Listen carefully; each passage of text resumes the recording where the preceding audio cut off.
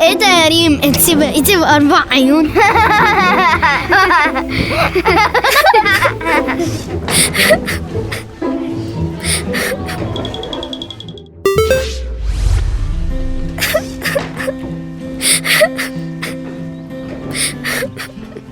صباح الخير يا ولاد. ايه ده؟ مالك يا ريم بتعيطي ليه؟ اصل واحنا في المعمل راجل اتريق عليها وقال لها ان انتي بقيتي بأربع عيون. البنات دي اوفر قوي، من اي حاجة بتعيط. اللي حصل لريم ده اسمه تنمر، يعني هي سمعت كلام ضايقها، والتنمر ده مش حاجة حلوة خالص وبتضايق.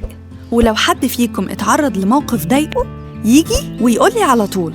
راجي من فضلك اتكلم باحترام مع أصحابك، وتفضل اتأسف لريم. آسف.